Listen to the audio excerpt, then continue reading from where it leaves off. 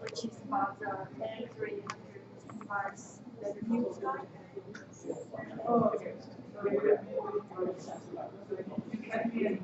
Yes.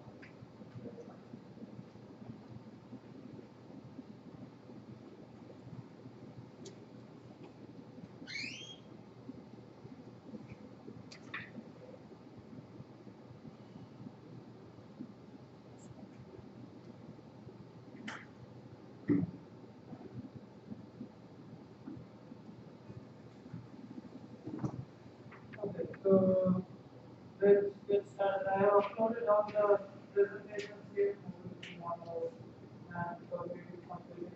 So today we'll talk about, we'll continue our discussion on cognitive mobile computing. But then we'll also discuss this research paper. So this is a research paper for this week. It's a smartwatch based gesture recognition system for assisting people with visual impairments. We'll talk about this paper. So let's first start with that one. So we are talking about cognitive mobile computing, and we are saying what were the challenges for improving the brain and interfacing it with the mobile system.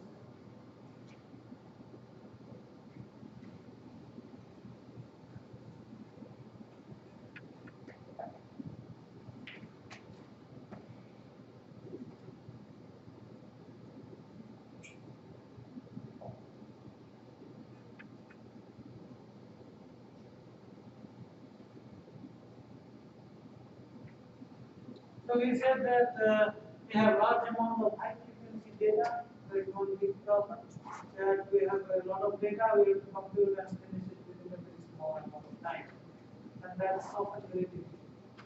Then we said that accurate recognition of mental state is a problem because whenever it comes to brain and psychology, the ground truth is often not available. If the ground truth is not available, then it becomes very difficult to even evaluate the recognition as well. Then the third problem is you have to provide real-time feedback to the user. And the fourth one is implementing everything on the mobile phone becomes very difficult. So you have to use other options. For example, you have to use cloud servers or box servers and so on. We learned about many different system models for mobile systems. So you have to use some of those. So let's look at the system model of cognitive mobile computing. What are the different parts? So from an algorithm point of view, we are developing some applications. What are the different components? The first component is you have to do data acquisition. So data acquisition has to be through some sensor, some form of sensor. There are many different kinds of sensor. We will talk about that in a minute. So that is the first part, data acquisition. Then you have to have some signal processing. Often you don't use the raw brain data. So the raw brain data has a lot of noise, a lot of information which might not be useful for an application. So often you don't use the raw brain data. You use some processed brain data. So you have to know about different signal processing methods that you can apply on brain data and what the outputs of the signal processing methods mean. So you have to know about it. Then the next part is you have to have some brain predictive or analytical algorithm. So using that data, you have to argue about certain derived context. And remember, we talked about derived context, measured context, and so on, logical sensors. Those things we talked about when we were talking about context server computing. In that slide, we had derived context, right? So derived context is you take data and apply some signal processing algorithm, some analytical algorithm, some predictive algorithm, and find out some context information. So you have to do that derived context, and this context are cognitive states, and that's where the term cognitive comes from. When you use the brain data and you derive certain context from it, those are related to the cognitive states of the human mind.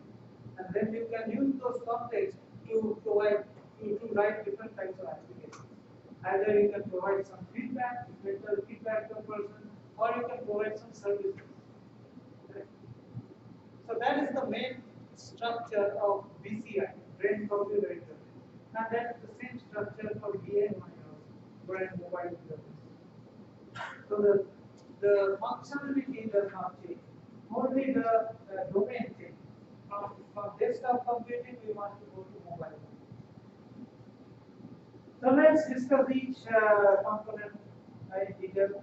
So the first component is data acquisition.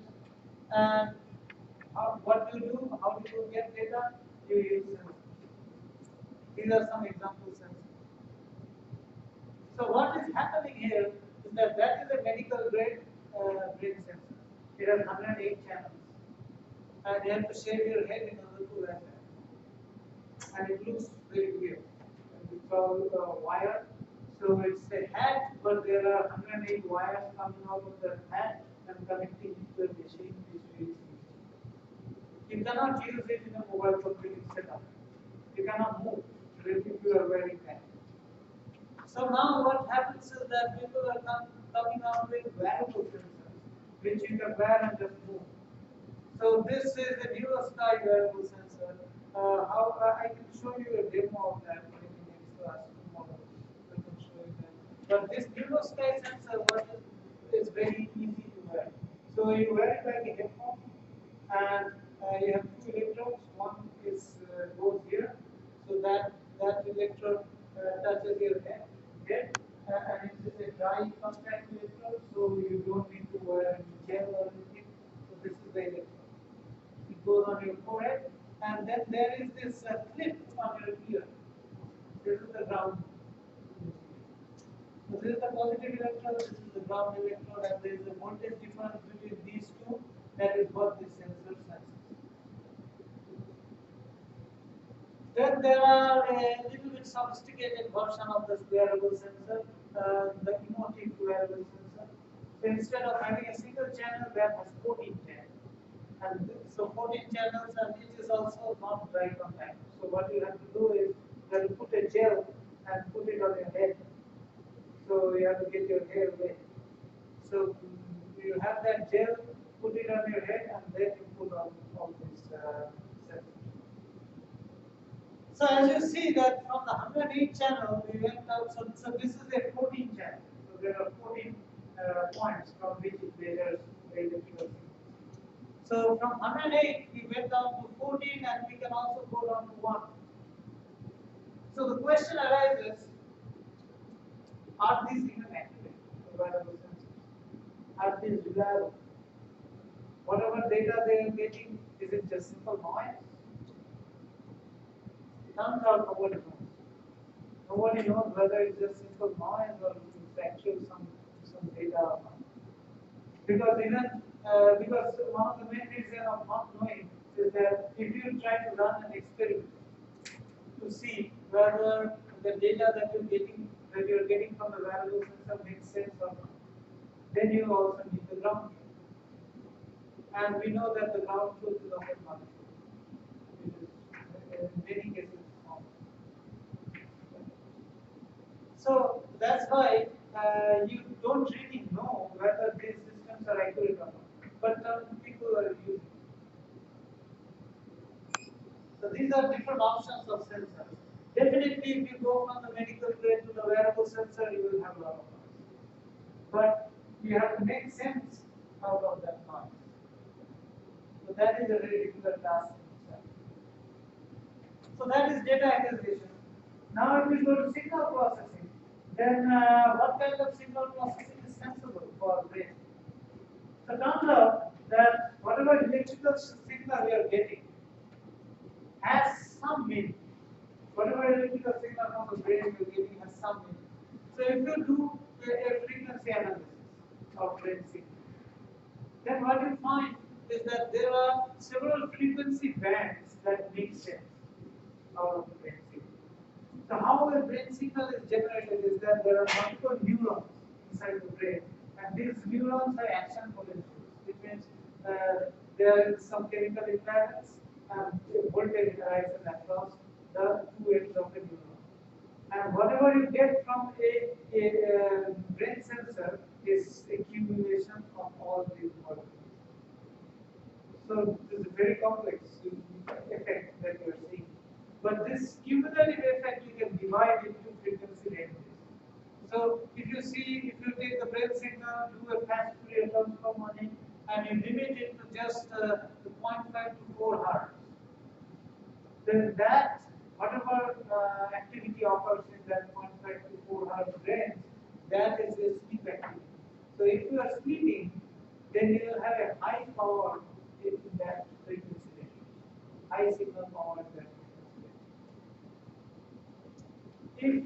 If you are very attentive, you are listening to something with great attention, then what will happen is that your power in that theta range will increase. So from 4 to 8 hertz range, the signal power will increase. 8 to 13 hertz is for relaxation at decreased attention level. So relaxation means either you are staring at something, not thinking much, or you just close your eyes and you are trying to relax. In those cases, the alpha band increases. Then the beta band is for active concentration and awareness state. So you are concentrating on something, trying to understand, trying to solve a problem. So when you are trying to solve a problem, you will see that the beta signal power increases. And then gamma is for perception. So perception means, let's say you are doing some work and something happens not in your visual range, but maybe in the back. So you hear some sound, and now you don't even have to hear some sound. Even something happens at your back, you can have some feeling for it. Like somebody coming inside the room. Even if there is no noise, you can sometimes feel that something has changed. So if that happens, then the gamma signal power and the gamma range. So what I will do is tomorrow I will bring this Neurosky sensor and I will show you a demo as to how that really works. And you will see that you can see such effects even with a single sensor, single electron. You can see such effects. So if I close my eyes, you will see that the theta level increases. No, not theta, the alpha level increases. Theta level. Right. So all those things with theta, I can show you a demonstration of that. So frequency domain features make sense for the brain. Now, once you have those features, you need to have some predictive algorithms using those features. So either you would want to predict when the person is going to be nervous, or is there a onset of nervousness of the person, or is there an onset of decreased attention level, or onset of sleep activity. And all these things can be very important to detect. For example, if a person is driving and you have a brain sensor of that person, that's futuristic. At this point, you might not want to wear a brain sensor. But let's say in the future, you would want to wear a brain sensor while driving. Then what you can do is you can monitor drowsiness of the driver using the brain sensor. If you are using this frequency domain features, you can say when the driver is almost getting drowsy. So you can either alert the driver, or if it is a semi-autonomous car, you can engage autopilot in the car. So those kind of things you can do. So now, how do I predict? Given the brain data, how do you predict? Or how do you detect? So most likely than not, you would have to use a machine learning system. So here what we'll do is we will go into machine learning system and try to understand some basics of machine learning system, which will help you in further in this course. Right? And it will also help you understand the papers that we are going to discuss. So let's talk about machine learning.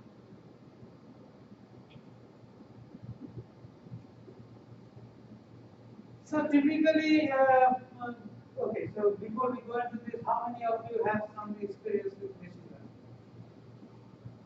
A lot of you, almost all. Okay, so as you know, that machine learning will have two different operations: training operations and testing operations. So what is a machine in this context? What is a machine? Machine is basically a construct, a mathematical construct, which means you give it some data and it runs some equations, runs some simulations. And while running some simulations, it can run these simulations in two ways. First way, it can use the data to find out the components of the equations that it is simulating. And the second way is, given the components that it has already derived, it can simulate the equations to find out the output given a particular. So there are two operations. First operation is so going back. What is a machine? A machine is a set of equations. This set of equations will have some parameters. Initially, these parameters are not determined. We don't know what are these parameters. X parameters. Right? So we don't know what is A, we don't know what is B. So what you do is you supply training data set. What does it mean by training data set? You supply X and the corresponding output Y. So from X and Y, the machine tries to understand what is A and B. Simply put, I'm simplifying machine learning operations. So that operation where the machine tries to derive its parameters is called the training operation. Now once the machine is trained, what you can do is the machine already knows A and B. The next step what you can do is you can input an X for which you don't know what is Y. Right? And the machine will give you Y. The best estimate of Y. That phase is called the testing.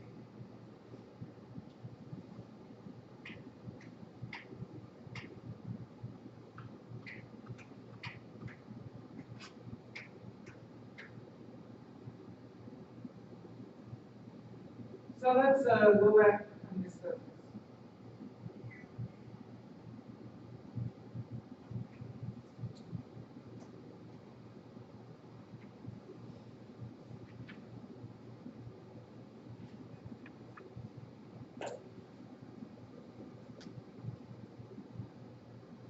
So again, reiterate. And again, reiterate. What is the machine? Machine, we can think of it as a black box. But inside this black box, basically what the machine is doing is it has some form of equation.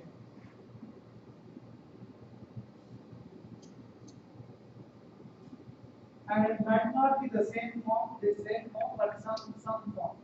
It can be some equations, nonlinear functions, some cosine or sigmoid functions. Sigmoid function is there for neural networks, right? Or it can be some radial basis function, which is there for some of different machines. So different machines can have different functions. So the type of function defines what is the machine. What is the machine type? But most likely it has some function. So then there are two phases. First phase is training phase. So when you are doing training, there are many ways of doing training. You might have learned about supervised, unsupervised, and so on. Right? So there are many ways of training, but one way of training is that you supply a set. Where you give x1 corresponding y, x2 corresponding y, and so on. You give some xn corresponding yn. Right? You put that as input to the machine. And what the machine outputs is a set of A1, B1, A2,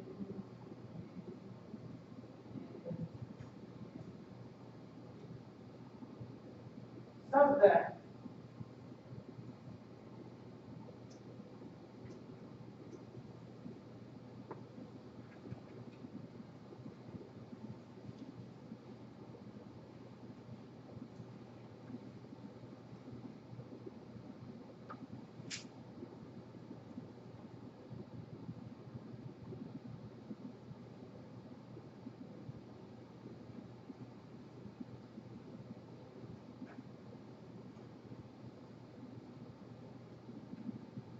that you can minimize the distance between yi and aix plus bi.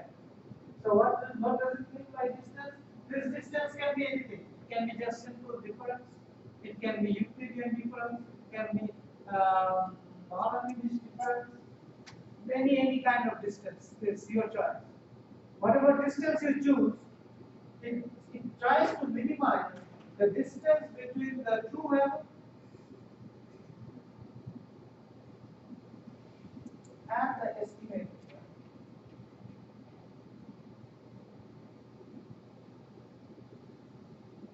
Tries to minimize the distance. So that is your training set, a training operation. That is the training operation, and that set, this set is called the training set.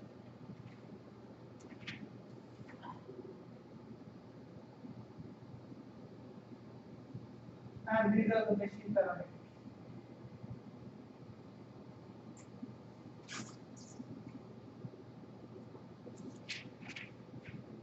Right. Now there is another operation called the testing operation. Testing is typically simpler than training. So what you do with testing is that you have this machine parameters. Let's say we denote it by P, right? Let's say these P parameters are the output of the training set. So you get a black box again, and then instead of these A1, B1 which are unknown, you give P. Let's say so we configure the machine with these parameters P. Now once you do that, then what you do is you give a set of inputs x for which you don't know what is y. Right? So give an input x for which you don't know what is y. Give it to this, what it outputs is a set of estimated y's. That process is called testing. And this set is called the test.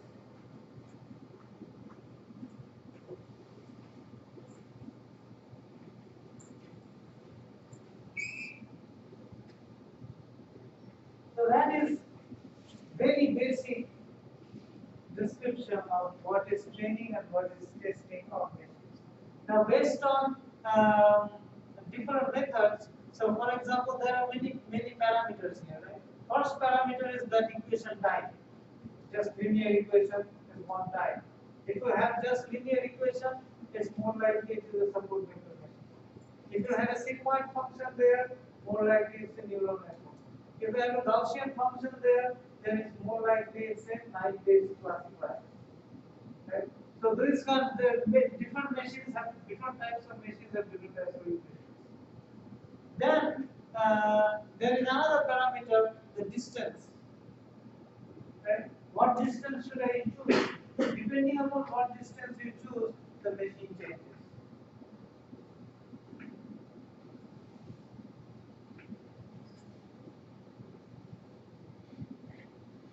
Then another parameter is you see that training. Right? Training has two parts. First part is the input, and the second part is the ground truth output. This type of training is called supervised training. Supervised training means you are telling the machine that I know this output wise.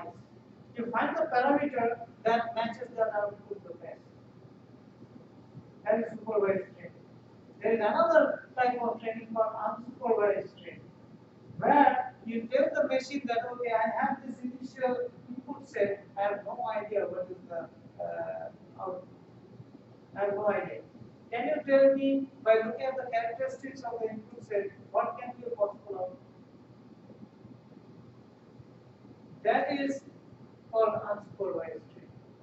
But during the training itself, you don't know what is going on. So based on that, there are many different types of operations that you can do with the machine. So let's go back to the slide.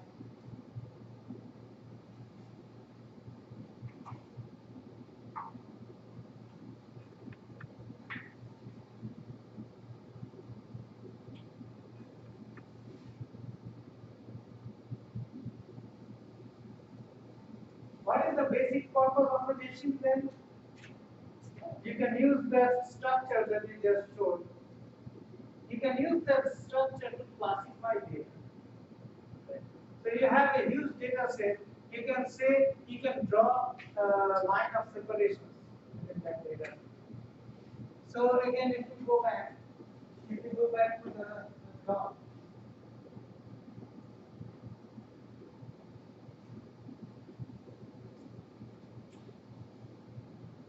So let's say you have a training data which is two-dimensional. So two-dimensional means you have x1, y1, and so on, x and y, right? This x1 has two parts, comma, p1, comma. And this xn has two parts, pn, comma, right? So two-dimensional. These x's are all vectors. So if you look into this two-dimensional space and you want to draw all x's, so here it's p, here it is q. So you draw x's. So all these points, the input points, forget about output points. All these input points, you can draw it in 2D graph, right? You can draw it in the 2D graph. Now, if you have these labels, what you can do is you can color these points using the white. So let's say the only value that the y can take is either 1 or 0. Y can only belong to 1 or 0. So which means you have a set where you have x1 to xn and the y can be 1, 1, 1, 0, 1, 0, 0, like that. Right? So some of these are ones, the ones are encircled, let's say, and some of these are zeros, which are not encircled. Right? So you can think of a machine that tries to classify this data, or tries to learn the classification. What do you mean by learning the classification? The machine basically comes up with a line. That divides the data points into parts. So it comes up with this line. This is the output of a.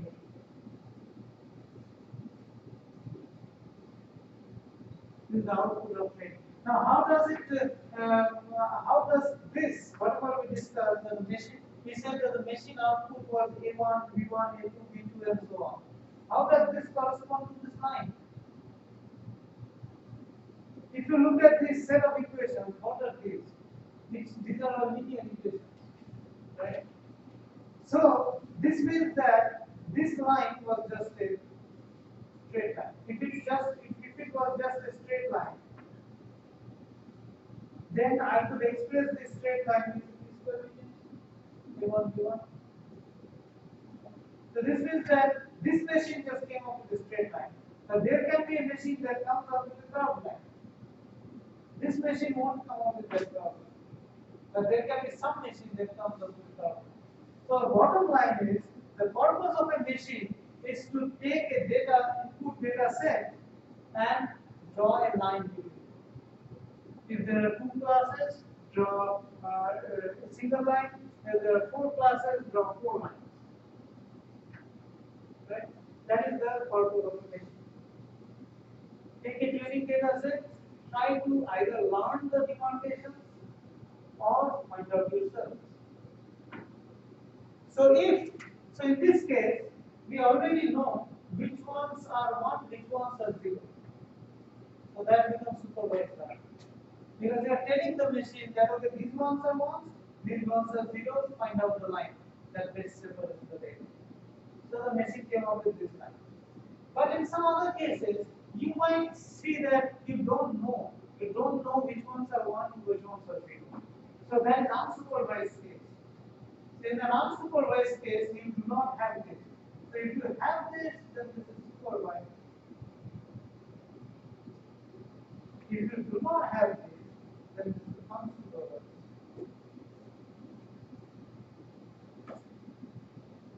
So in unsupervised, what will happen is that you are given the cluster, and there is no actual demarcation. So we do not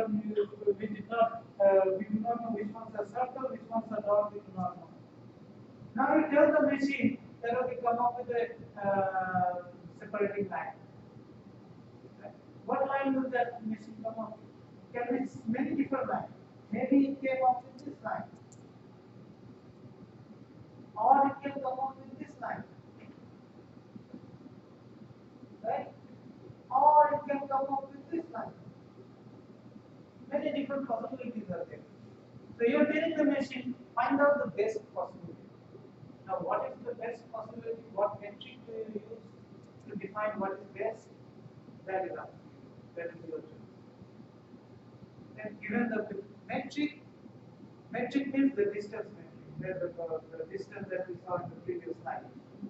So, depending upon the distance that you choose, you will have different lines. So that is unsupervised learning. So using this supervised and unsupervised learning, you can do many different operations on a machine. So what operations can you do on a machine? These are the different operations.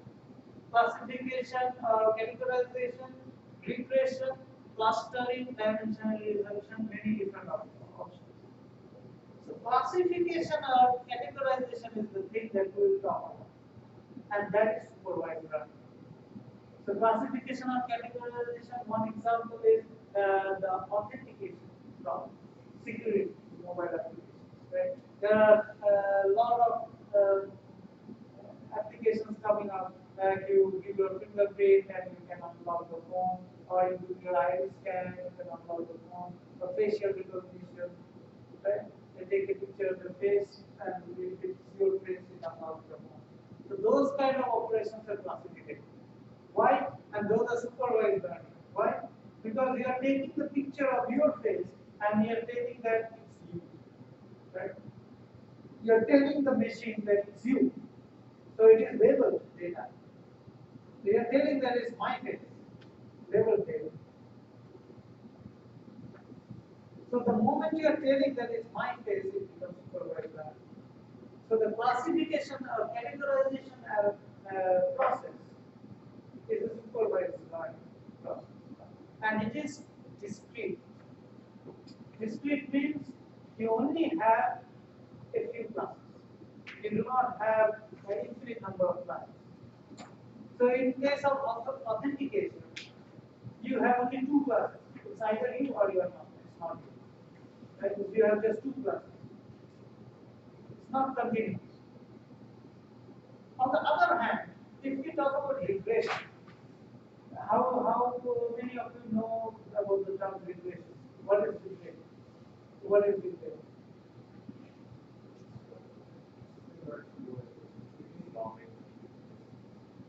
So regression means you're given certain number of points, you need to pick a card. Right?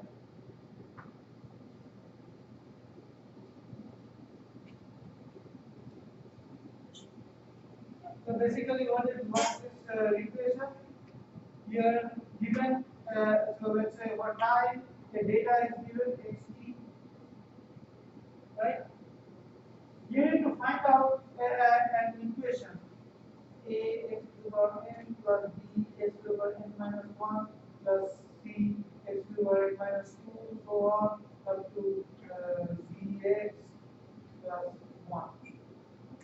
You need to find out a, b, c and these coefficients such that whatever output you get, and if you supply x, y, t, x is equal to t, whatever output you get matches the base.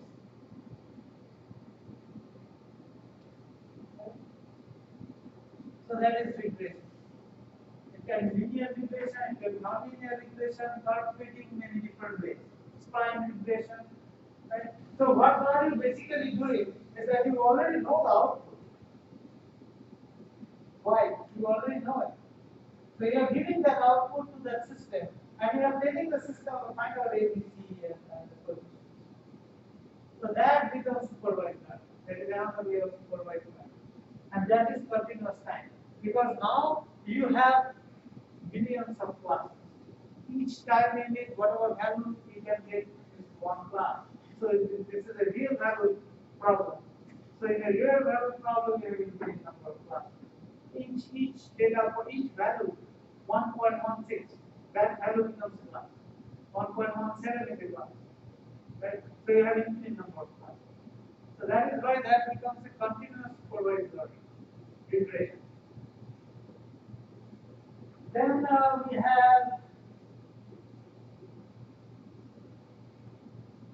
we have unsupervised learning and discrete version of unsupervised learning is clustering. How many of you are familiar with K-means clustering? Two.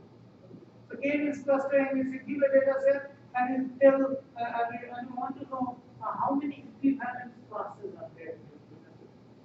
What is an equivalence class?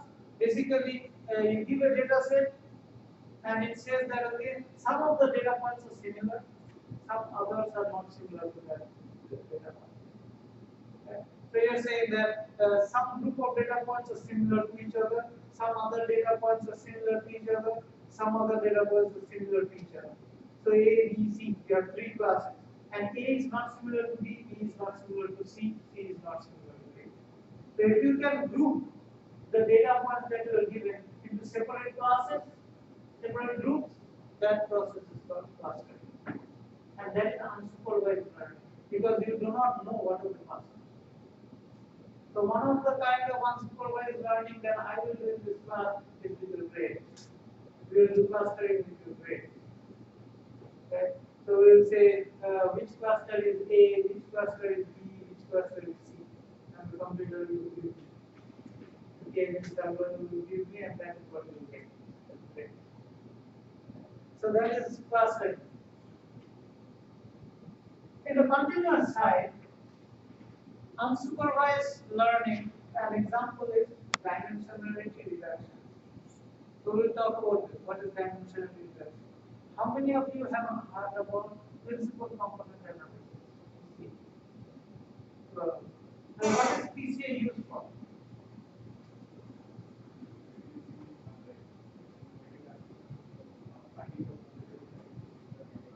Why do we need that?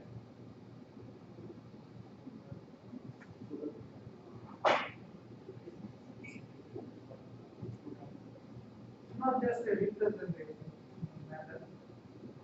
So it's an important part. Important, yes. So often when you are doing this kind of machine learning operations, or you are trying to develop an application which is data driven. Some, for example, gesture recognition. You want to recognize a sign language. Somebody is signing something to you, and you want to see what that person is signing. So maybe let's say somebody is telling you to open the door. So without even speaking, it says open the door. Right? There's that action is opening the door. Now you want to detect this action. It's very difficult to detect this action using just one sensor. Just accelerometer, if you use, it's very difficult to detect that action. Because this can be confused with just this, right? Or this. It can be very confusing. So what you need is not only accelerometer, you need orientation, you need gyroscope. You don't know what you need, right? So you have a lot of sensors. So you have video, gyroscope, orientation, EMG, the heart signals, everything you get. You don't know which one is going to be important. So you said you give all this data to a machine and the machine comes up with a very accurate result. But it takes you 3 days to understand one side. It's taking a long time. You cannot take all this data. You have to reduce your data somehow. Otherwise, it takes too long to detect action. So you want to reduce, you want to neglect some data points. Which ones do you neglect? It's not an easy task to understand which ones you neglect. You might neglect some signals which are very important. For example, if you neglect that signal, then almost all the times you confuse between signs. So which signals are important? A way to determine that is using dimensional regression. So what you do is you neglect one signal and see what is the effect on your end goal. End goal is accuracy of detection of your hand test. So one way, the principal component analysis way is you take different combinations. So all possible combinations. So what you get is in principal component analysis, it's a factorial complexity. Okay? So if you have n sensors, then you first do all n-1 combinations, or n-2 combinations, n-3 combinations, and see when your accuracy drops very fast. Okay? And wherever the accuracy drops very fast, you take that combination because that is most important. So that is the output of this component analysis. Another way is to do Fisher information. How many of you know about Fisher information? You know what the word is Fisher? Like each column is measured for its output value. So it's like information gave you. So entropy. Yeah. So we won't talk about entropy. That's a different part. So Fisher information sees that okay, if I change one parameter a little bit, how much does my output change? So let's say for this example of detecting this hand gesture, I have accelerometer, orientation, everything. Right? So I take the accelerometer data and I generate some false data by changing the accelerometer data by 10%. Then I change it by 20%. Then I change it by 30%. By doing this, for each change, I calculate or I run my algorithm and I calculate what is the false positive rate or false negative rate. Which means I did this gesture but it didn't detect. Or I did this gesture but it detected something else. Or I did something else and it detected this gesture. Right? So those are errors. So what is the error rate for a very small change? So whichever parameter has a very high change in error, given a small change in that particular parameter. So you divide, you calculate the division. Right? So you calculate the total error rate change divided by the change in that particular parameter. So you can take that part, that parameter is called the Fisher information. So let's write it down because it's confusing.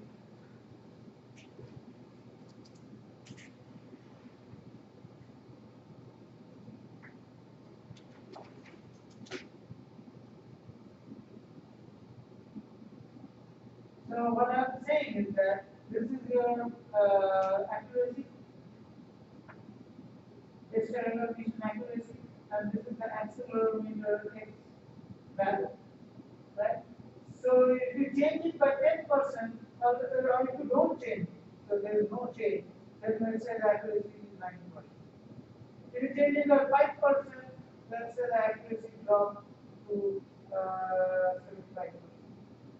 If you change it by 10%, it drops to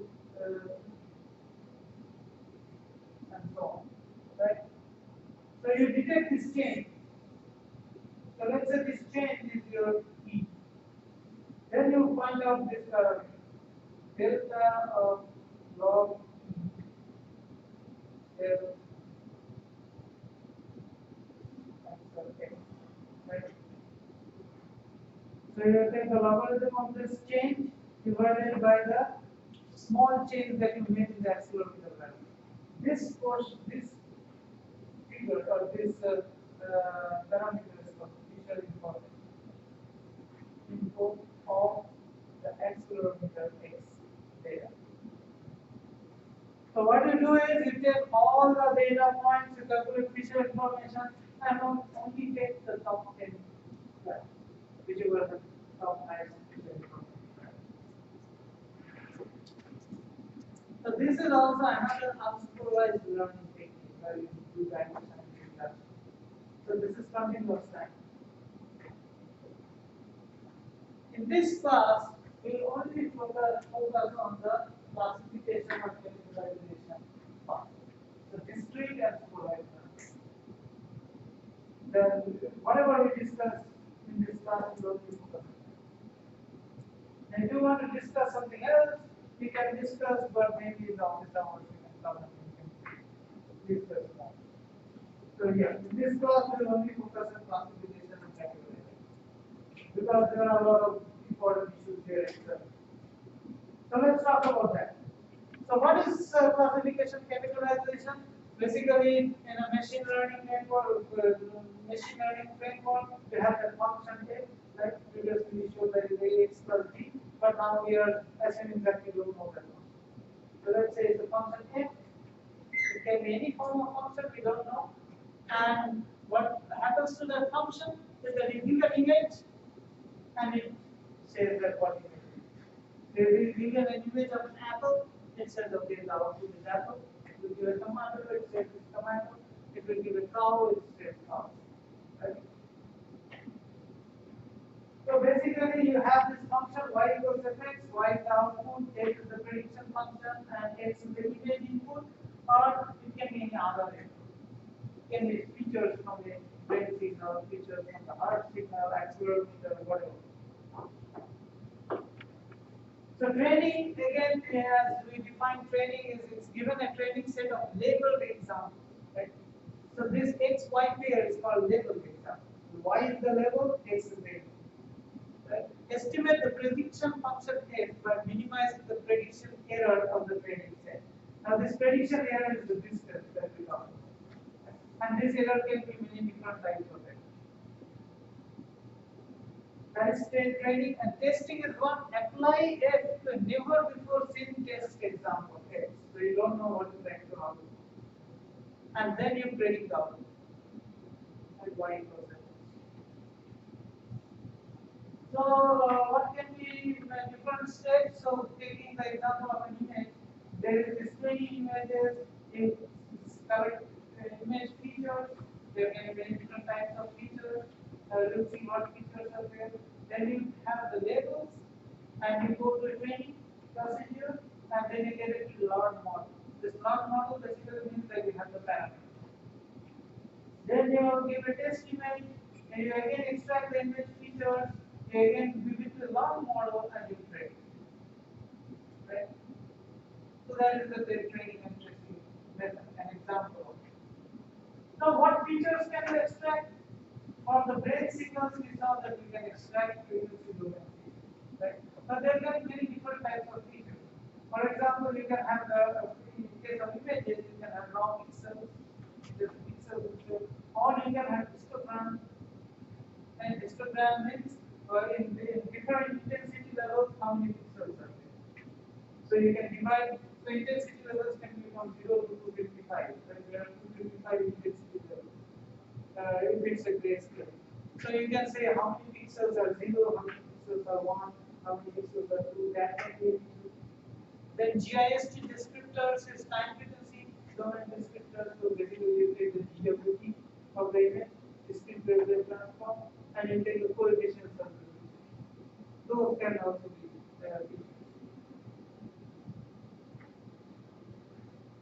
Then after taking these features, you want to train a machine learning system. So basically for the classification process, what you have is you have a training example from class 1 and class 2. So you have classes. This class 1 can be apples, the class 2 can be cows, right? So you took some features, and this is how the features look like. The blue ones are apples, the red ones are cows. So you are telling the machine that okay, you have to now learn this data.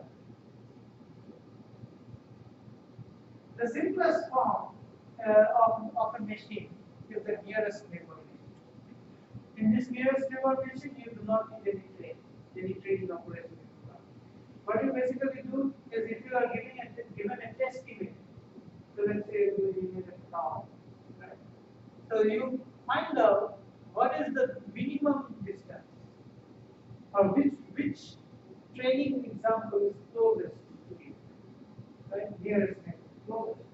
So you are given a test example. So you are given a test example of an apple, or rather you don't know what is actually whether it's an apple or a cow. So what you do is you find the distance between the red balls and the blue squares. And if a blue square is closer to the text example, you say that there is an apple. If the red ball is closer to the text example, you say that it's a cow. And that is the nearest neighbor machine. That's the simplest machine that you can get. So let that become that was the training example nearest to x. Now all we need is a distance function for our input, and we don't need any training. Yes. We get a lot of cloud apples. Yeah, that's so you need a training set, but you don't really need to do a training algorithm. So, but you need a training set. So you have a lot of examples of apples and cows, and then you get a test example, you find the distance. The nearest neighbor is the simplest. Then you can have linear classifiers or support vector machines. Support vector machines are linear classifiers. So what you do is in a training set, you find a linear function to separate the classes. So that is your training training operation. You need to find a line that divides these two classes into separate sets. So you will find this line. Right? One way, and then once you find that line. So what is this form of this line? It will be some ax plus b or wx plus b, right? But how to test it? If you so x is my input, x is the test. So if you have ax plus b and you give x as input, then you get a real number. You won't get a class. You won't get apple or cow. And you will get a real number. So you have to somehow convert this real number into apples or cows, which means 1 or 0. The most common way of doing it is using a sigmoid function. The sigmoid function, if you look into the sigmoid function has this kind of a characteristic.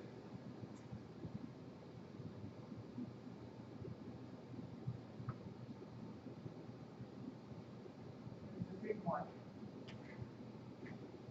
The sigmoid function has this kind of a characteristic.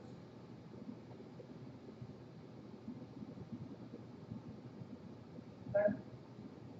So any value that is greater than 0 gets the output is 1. Any value that is less than 0, the output gets 0. So if you have a linear line, right, and you have a test example, say everything goes either 0 or 1. So that's why you use the sigmoid function. Convert real numbers into zeros or ones.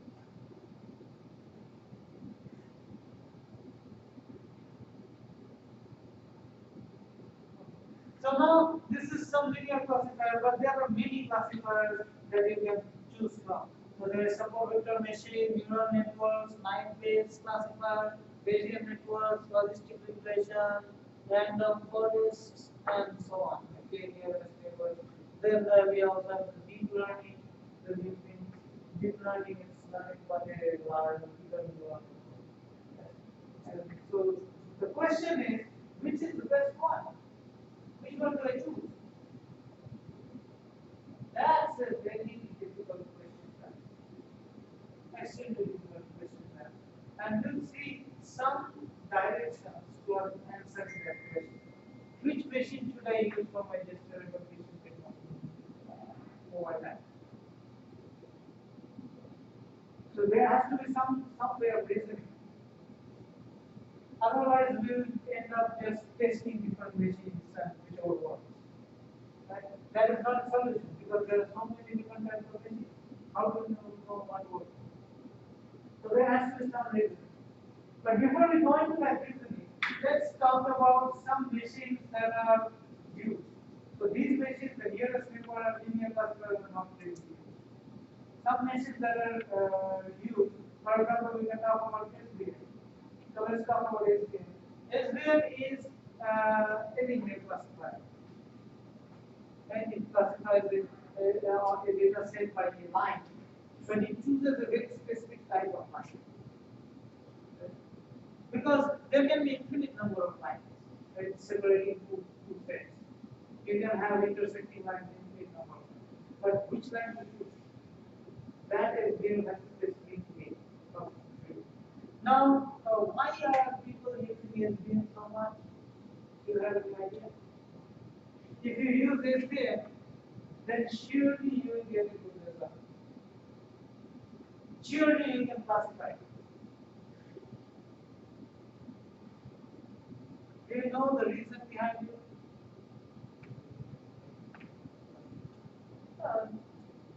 That is after the fact. So the argument is SVM can classify any data. Because we need to start on the graph. What? Because we need to start on a graph and we can find the results. But SVM only finds our lines. So if I have a data set like this, let's say I have a data set like this.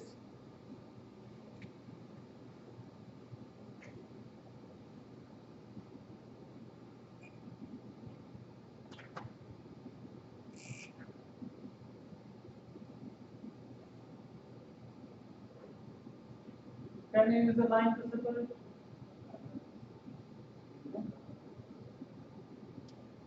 So the conjecture is any data set can be classified using a line. You can even classify that data set using a line. How? What people are assuming is that if you increase the dimension, so in 2 dimension it is this. If you do some transformation, of this data set and increase the dimension of this data set, you will definitely find a dimension in which this can be classified using a linear classifier. So for this one, this data set, what dimension you can assume? You can say that let's have a third dimension, right? And you add to the red points, you add the number 5. To all the red points, you add the number 5 in the z direction. So z direction is this direction. Right? You make z equals 5 for this data set, and for the green ones, you make z equals 0. So then you can definitely have a plane in the z plane and z equals 2.5 because you actually you classify this data. And it is not useful. It's not, the classification is not useful. Like you cannot argue much about it. But you can still classify using linear classifier. You just apply that transformation. What is the transformation? The transformation is you add a dimension, and for all the red points, you make z equals 5, and for all the green points, you keep z equals 0. Then definitely you can have a linear plane classifier. But it won't make any sense. But still, there is a linear way of classification. Now, what will make it sense? Well, what will make sense is to have some other form of transform. Right? Not just having a new dimension and adding some number. That is just one example of transformation. But there are many different transformations that can actually have sense. For example, radial basis transformation, Gaussian alignment transformation, which actually makes sense, not just that trivial transformation. But the trivial transformation can be used to put forward that idea that any data set can be classified using a line or a plane, basically a linear plane. Right? So that principle is taken by support vector. That's why people are using support vector so much. Now we come to the question that what kind of line does the support vector machine choose? The support vector machine chooses a specific kind of line. So for a given line, there are two sets, right? The class red and the class blue. So for a given line, you can find the closest blue point to the line and also the closest red point to the line. Right? Now, given different lines, this closest blue point and the closest red point will change. Support vector machine takes that line which maximizes this closest point distance. So what you do is you take a line, you find out the closest blue point, you find out the closest red point, take the distance between these two. Right? Now, whichever line maximizes the distance, you take that line. That is the output of the support vector.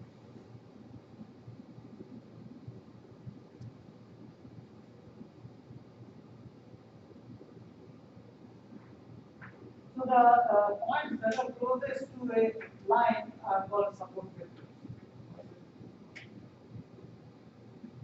So that's why it says the margin row of the separator is the distance between the support vector and that row is maximum. Whichever line maximizes that row, that becomes the output of the support vector. That is one example of machine learning that is actually used. Now this one is another example of machine learning algorithm that is used, the Knight-Bayes classifier. So what you do with the Knight-Bayes classifier? Again, you remember you have this is a supervised learning. So you have a training set, right? Training set with labels. So you have a lot of images called apples and a lot of images called cows. Now, whatever features you use, let's say you use the histogram, right? So what you do is, for all the images that are labeled as cows, you take the histogram. Then from there, you take the mean histogram. And you estimate the Gaussian distribution. So you take the mean of those histograms as well as the standard deviation.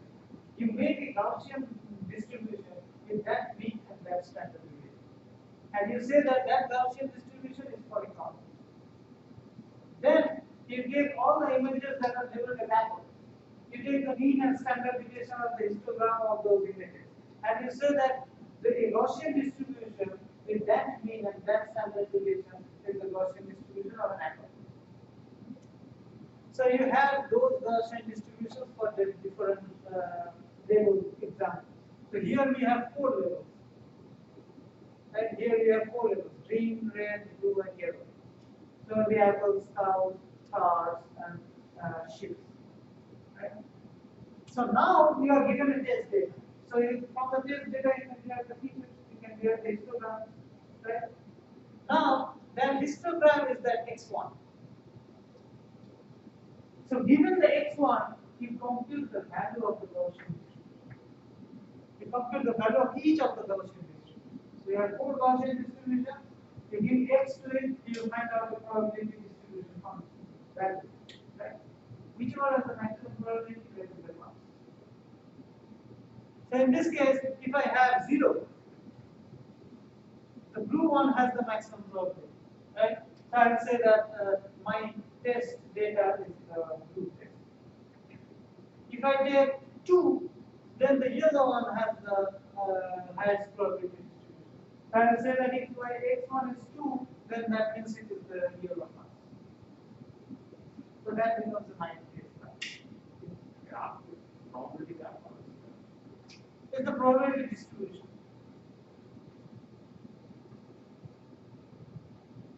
Does not matter what it is, it's just a value. Just a Gaussian distribution value. So that is 9 based classifier. Right? So now there is a project which tells you to implement all these in mobile phones. Certain some groups are using that, trying to work on that project. So then that group will get to know about different machine learning systems. So we will stop here, but from next class we will have to discuss a very important topic of answering the question that which machine is better. I will talk about it. But in this class, what we will do next is we will see a paper that uses this machine learning technique for testing. So this is this paper, a smartwatch-based digital recognition system for assisting people with visual impairments. So what they did was they used a smartwatch and they connected it to the smartphone.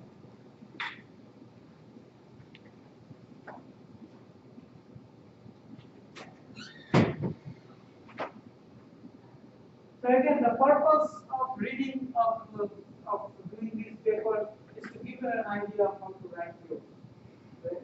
So whenever you read this paper, I have put the previous paper as well as this paper in Blackboard so that you can get an idea. So whenever you read this paper, look very carefully what they are how they are writing.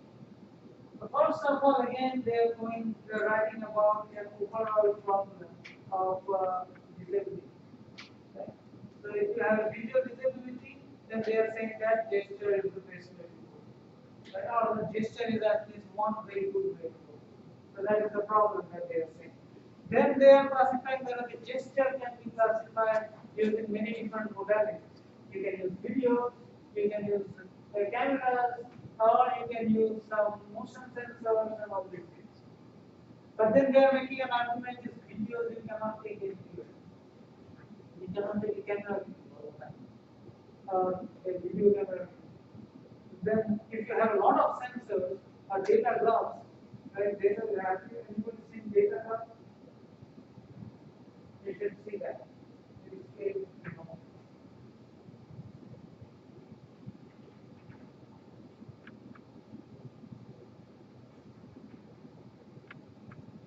This one. A lot of wires, and it also has a microcontroller. So you wear that gloves and you get all your finger movements as well as your hand movement. So they are saying that if you wear a data glove, then it's very intuitive. You cannot do it. You cannot do everything with your hands. It restricts your motion. So what they are narrowing down is the best way is to go with the smartwatch. So smartwatch is very non-invasive. You wear that watch and you do whatever you want, and it still gets your accelerometer data and so on. Now then they are saying that the problem with smartwatch is that the accelerometer that you obtain, you have to do individual training, which means the first time a person is doing this gesture, you have to collect the data, label it, and then use it later. Right? So that becomes a very problematic thing because every time you are trying to use, a new person is using it, he has to spend 1 or 2 hours trying to do the gestures and collecting data, labeling it. Now what might happen is later when you are testing the system, you might do the gestures in a different way. And in that case, it might not exactly match the training data that you got. So you have to do retraining. So they are saying that that is a really paper focuses on a specific way such that you can recognize gestures without the need for individual training. And you still need training. But what you can do is you can train with these people and use that person's data and still to classify. So you don't need that person's data as a training set. That is what they are saying. And that is the main contribution of them.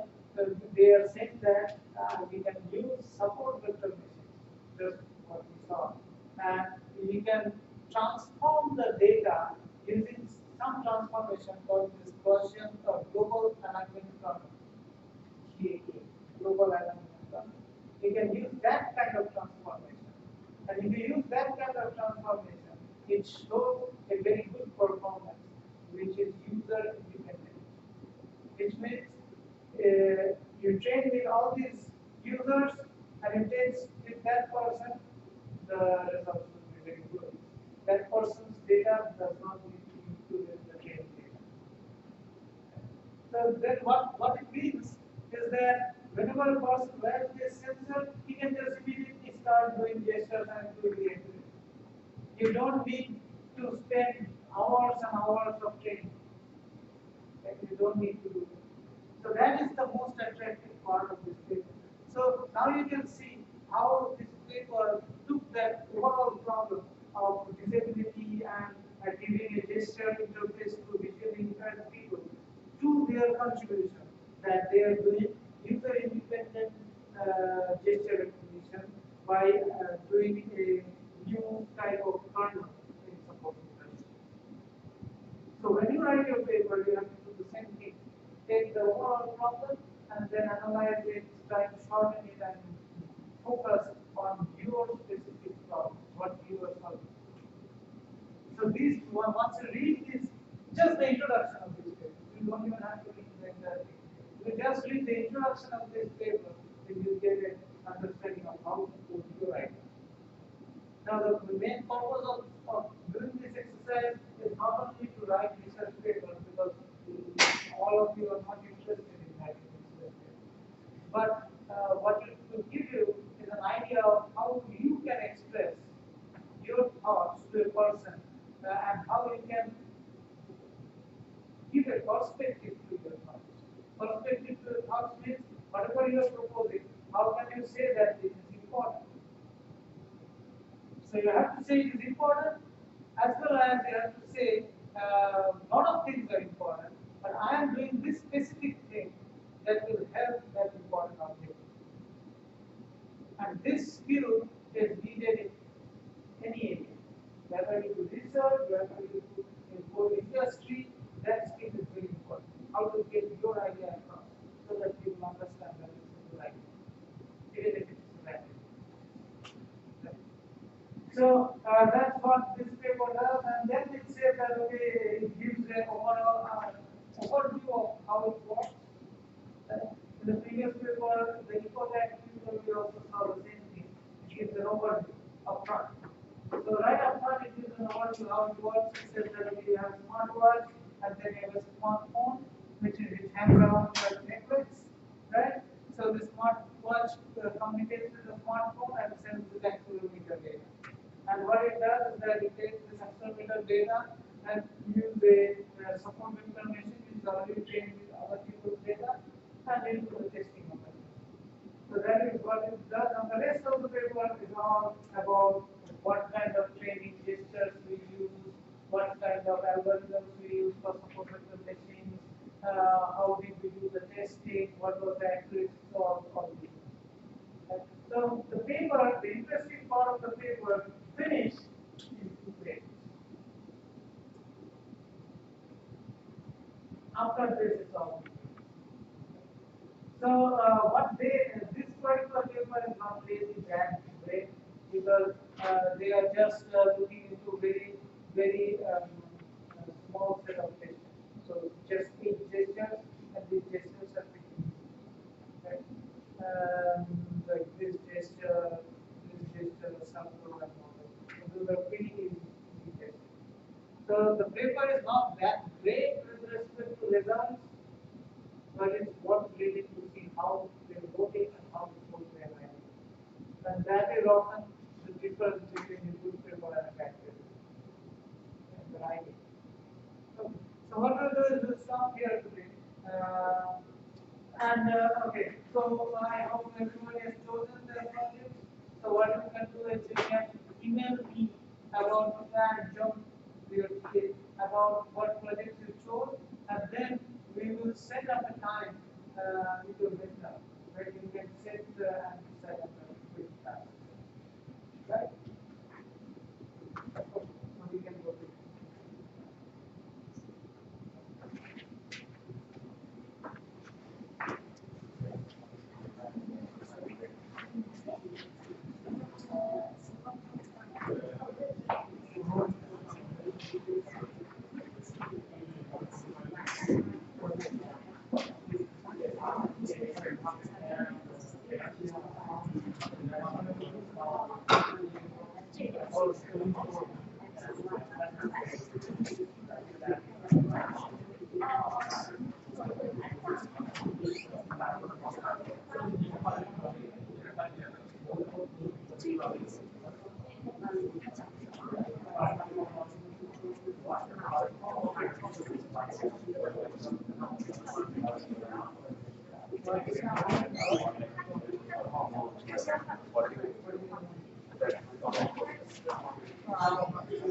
but there are machine learning courses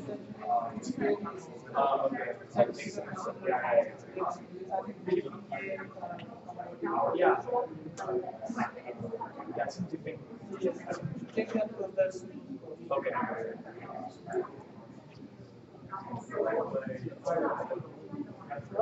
Please don't. what projects did you do?